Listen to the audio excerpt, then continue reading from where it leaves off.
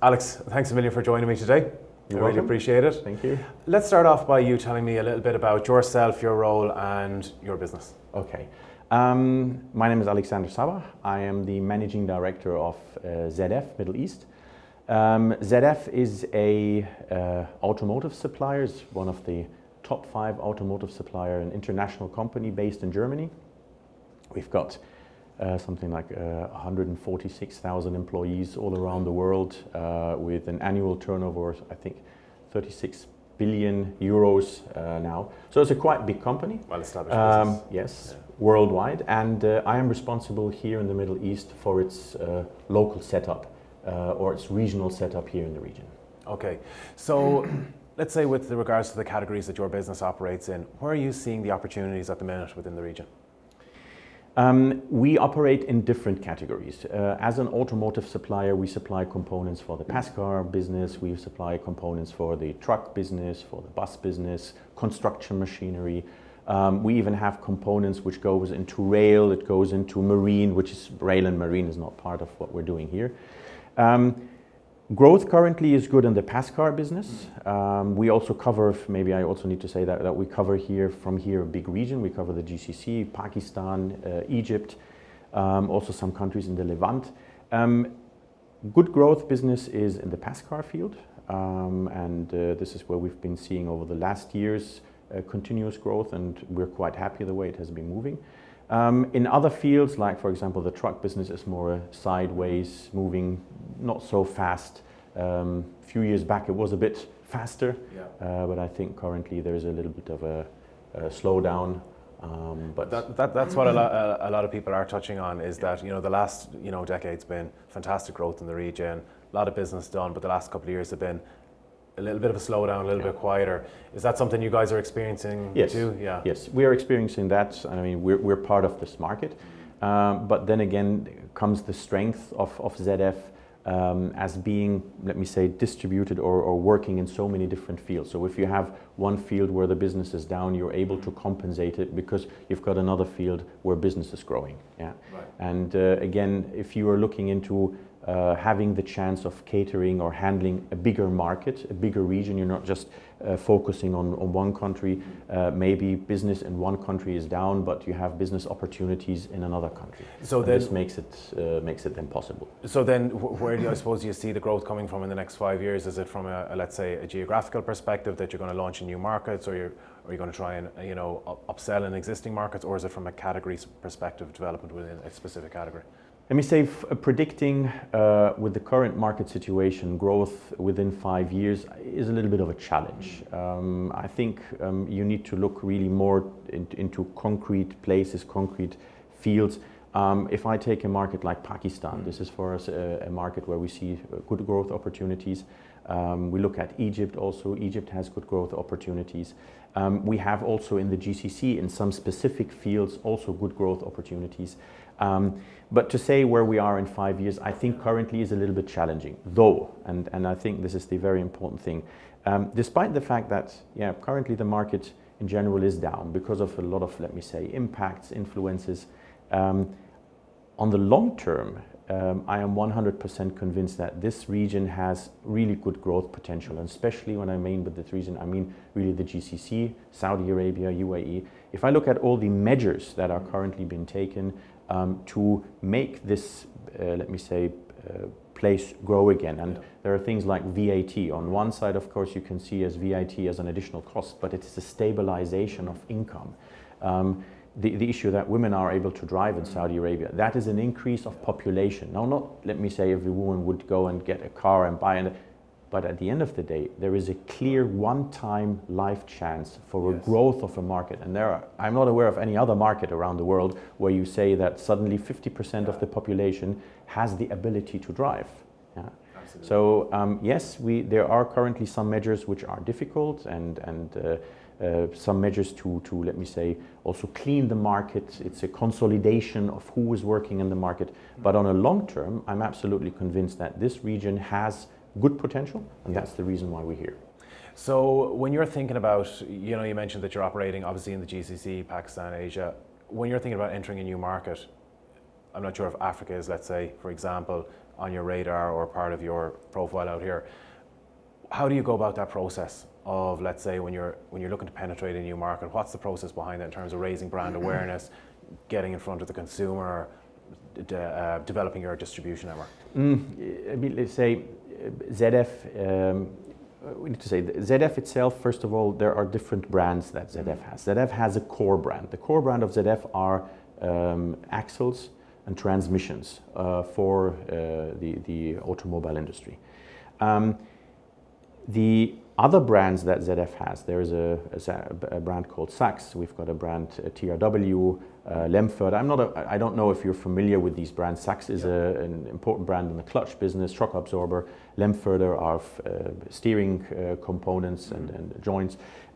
You have a TRW with brake systems. Basically, safety components. Yeah. Okay. So you've got safety components including brakes, airbags, and so on and so forth.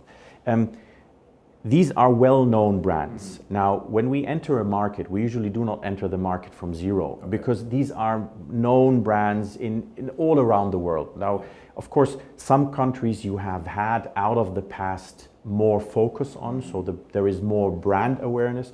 Some countries they're not so, let me say, the focus was not so, but it's rarely that you really start from scratch. Okay. And this is an advantage that you have. What do we do to raise awareness? Well, it depends on what product you're talking of. But we are on fairs like what we are doing here, and the aim is to expand on one side the brand awareness, and on the other hand, of course, also intensify the contacts with our distribution network, with our partners with whom we work together. Okay. So I want to talk about a little bit about changes in technology that you may have seen or that you think are going to be relevant in the next couple of years. For example, Innovation Zone is one of the key features we have this year. It revolves around, let's say, electric cars and the impact that that's going to have, and let's say, for example, the tires and batteries industry and everything. What are you seeing that's having, that's coming? Yes, coming down the road, that's going to impact your business in the next couple of years? ZF is within, let me say, these new technologies you're talking of, really a pioneer. And there are two key fields where ZF as a group, as the entire company, is focusing on. This is on one side the electrification, as you've mentioned it, and there's a second field which is autonomous driving. And the strategy of ZF is really here to be a global system provider.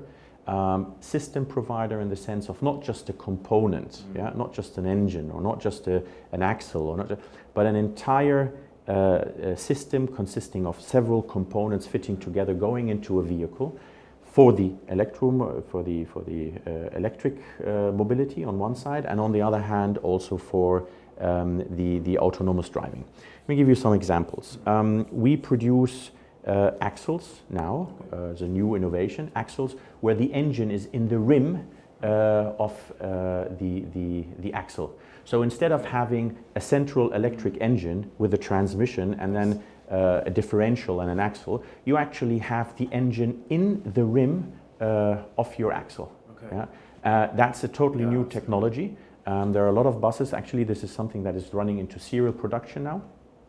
And there are a lot of buses now all around the world that are using these technologies. So this, of course, this new field has an impact on the spare parts business or the after-sales business, what we're doing here. Instead of just talking about, let me say, gears and rubber and steel and brakes, and you will in future have also way more electrical components. Yeah. So this is one thing. If we talk, for example, about the topic of autonomous driving, ZF has a strategy. It's called zero emission, or it's called a strategy zero. And the strategy zero consists of two ideas: zero emission, zero accident. And the idea with this zero emission, of course, is linked to the electrification, but the zero accident is linked to the idea of really having autonomous vehicles which are also capable of managing dangerous situations. Yes. And ZF is one of the very, very few, if not the only, I don't know that, company that really wants to provide a system consisting of several components, which I will mention in a minute, a system that is able to provide autonomous driving as well as secure driving. Yeah? So, and when we talk about this vision, we call it See, Think, Act. When you want to have an autonomous vehicle, you first of all need to have the ability to see what's in the front of you. So you need to have sensors. Sensors can be radar sensors, LiDAR sensors, it can be distance sensors, cameras, whatsoever. So ZF is basically producing a portfolio of different camera systems to be able to cater or catch the environment. Okay. Second field is what they call ACT. Is you need the brains to know what do you do with the data that you find. Yeah, what do you do? So also here ZF is working together with partners to produce electronic boards, to produce computers that have a very, very strong capacity, that are capable of managing or handling or processing a huge amount of data in a vehicle to then, based on that data, take action. And then we come to the third point, which is ACT. And here ZF provides brake system. I was saying that, for example, our brand TRW.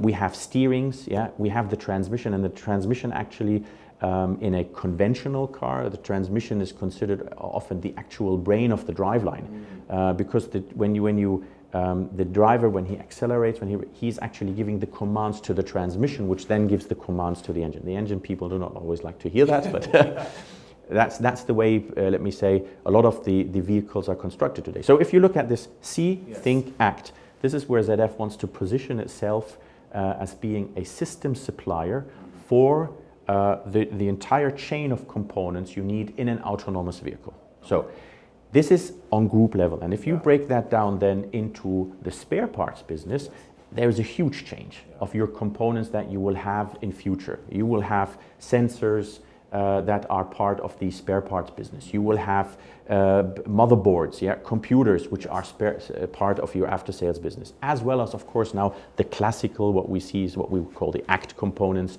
the brakes, the transmissions, the suspensions, the steering, and so on and so forth. So, yeah, very interesting, let me say, topic, and where ZF is very active in these future topics.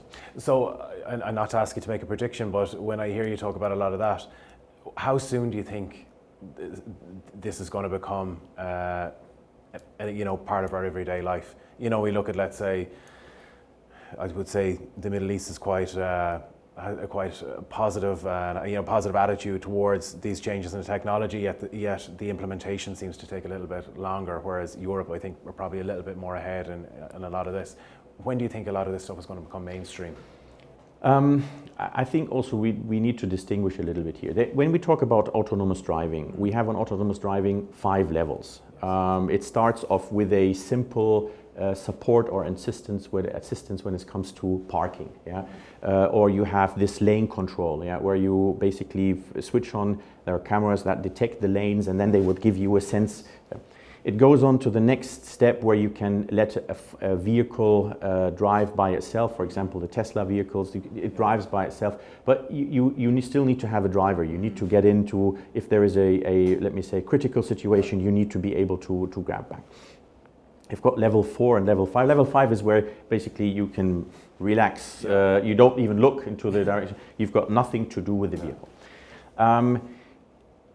The technology is definitely not at the level. The technology is now somewhere in the up to the range of 3.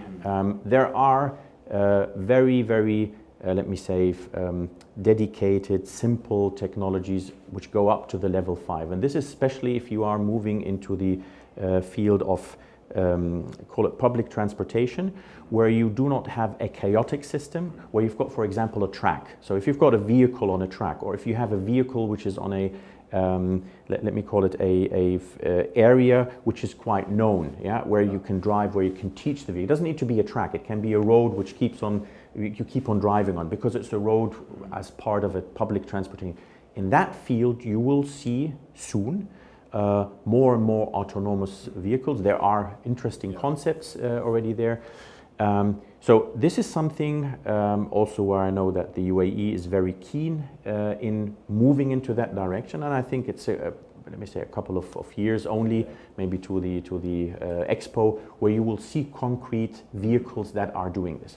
But if you're thinking of a vehicle in the sense of a passenger car that goes into a chaotic system, in the sense of a road, where you do not know everything around the road, and where the external impact is also not measurable. You do not know if someone is going to come from the left or from the right. It's not just the environment that, or the roads and the trees and the houses that are different.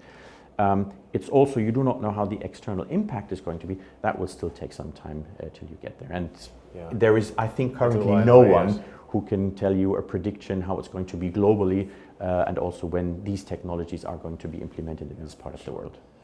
I have one final question then for you. Obviously, Automechanika, it's happening for the next 3 days. What are you hoping to get out of it?